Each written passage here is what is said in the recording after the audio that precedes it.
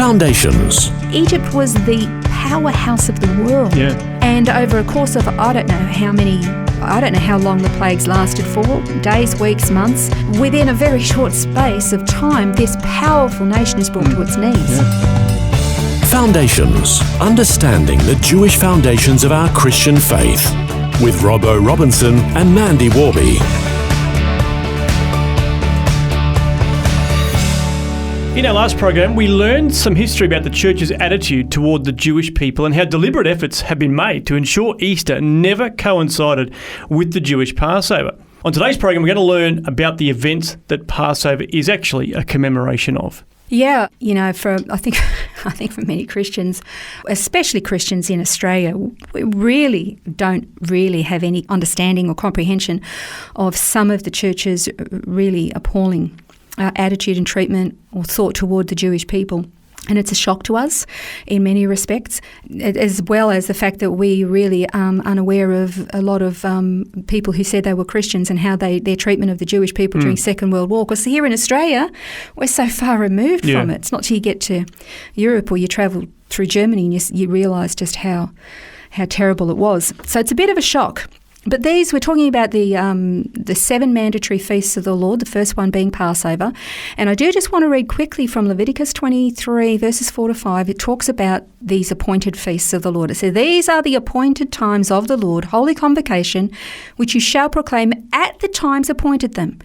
In the first month, on the 14th day of the month, at twilight, is the Lord's Passover." So God instituted this and he made this mandatory one. Now, the account of the Hebrews' enslavement in Egypt, many will know this, so we're going to run through this story to give us a bit of an understanding of why Passover was instituted at all. Okay, God raised up a man by the name of Moses to lead his people out of Egypt, he was to go and confront Pharaoh, commanding him in the Lord's name to release the Hebrews. And if you wanted to read the entire story, it's the first 15 chapters of the book of Exodus. It's a pretty exciting read, actually. Yeah. It'd be worthwhile even reading that over this few days as we celebrate Easter and Passover all happening at the moment. It would be a really good idea to do that, actually. So if you start right at the beginning, the book of beginnings, which is Genesis, that is the start of all things of the creation and the human creation.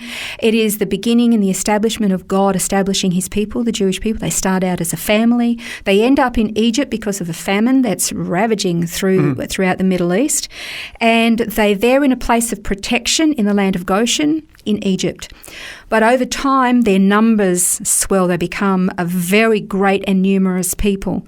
And then after hundreds of years, probably more than 400, because they were slaves for 400, but who knows how many years they were living there before they were put into slavery. But their numbers grew. Pharaoh thought that they were so numerous, they're going to overthrow us, so let's enslave them. But even that wasn't enough. He couldn't stop their numbers from growing. So first of all, he wanted to slow down the birth rate. And so he demanded that the Hebrew midwives drown all the baby boys that were born to the Hebrews and drown them in the Nile River. They refused to do that, didn't lessen the danger for all the baby boys. And when Moses was born, he was hidden away.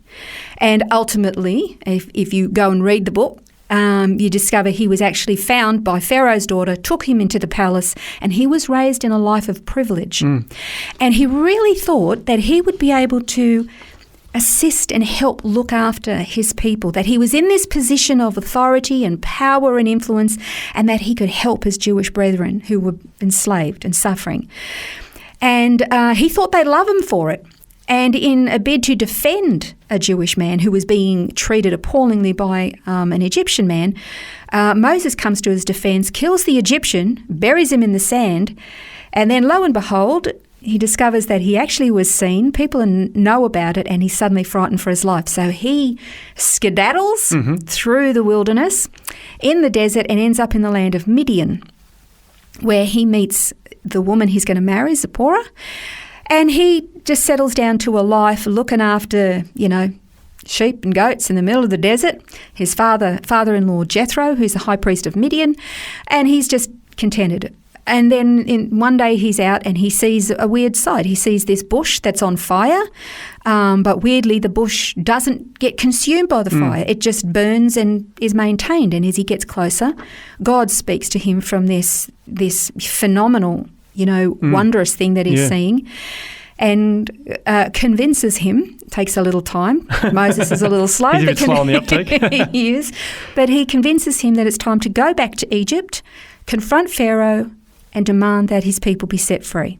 God's heard their prayers, their suffering, he's going to liberate them. So Moses goes back, he teams up with his brother, Aaron, and they make their way to confront Pharaoh. And the extraordinary thing about all that we read in the Exodus account is that every time, the first 3 times actually, Moses says, you need to let my people go. He performs then a sign or a wonder that God has already instructed him, along with his Aaron, his brother, and performs these wonders.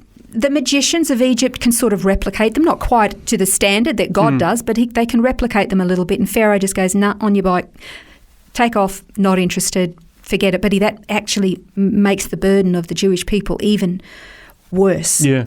But then after I think it's the first 3 plagues, then when Moses goes to confront Pharaoh, the plagues then become beyond the magicians of Egypt to replicate.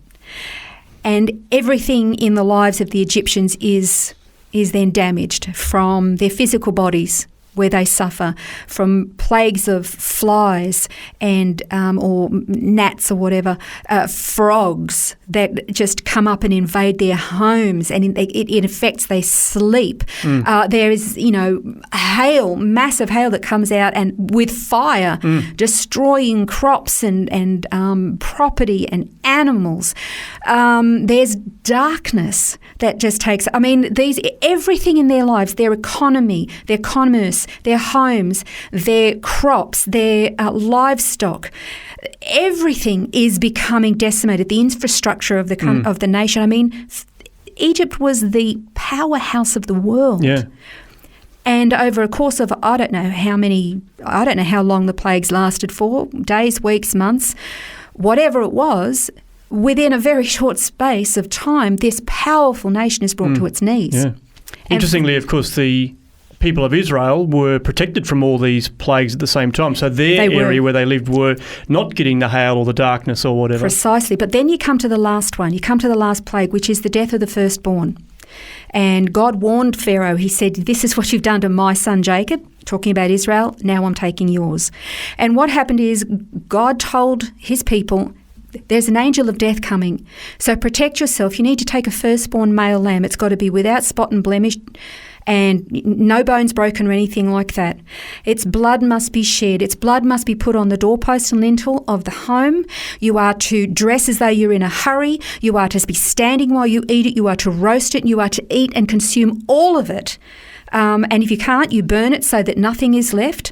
And you are then to be ready because your liberation is coming. And when the angel of death comes and sees the blood on the doorposts and lintels, then the angel of death will pass over and you will be protected. And of course they do this. And then the next morning there is extreme grieving throughout the land of Egypt, from the lowest peasant to every animal, firstborn of any animal, right up to Pharaoh's household and Pharaoh himself, the firstborn, all died throughout the land. But the Hebrews were protected. Now, by this stage, the Egyptians have had enough. We don't want you here. Your God is more powerful than ours. You want gold? Here, have some gold. You need silver? It's all yours. You need clothing, material? It's all yours. Just leave. And of course, then, they are followed for a little bit when Pharaoh again breaks his word, chases after them, and then he loses his entire army and drowns in the sea. And so this is the story of Passover. This was the very first one. And there's such significance in these elements of all these steps that happen, and we're going to look at them, what their significance is, and amazingly how Jesus Christ, the Messiah, actually fulfills them all. That's right, he is the Passover Lamb. We'll explore that over the next few episodes on Foundations. Next time, we're going to start looking at these elements of Passover and what they represent. This has been Foundations, a look at the Jewish foundations of our Christian faith. For study notes, resources and more, see vision.org.au/foundations.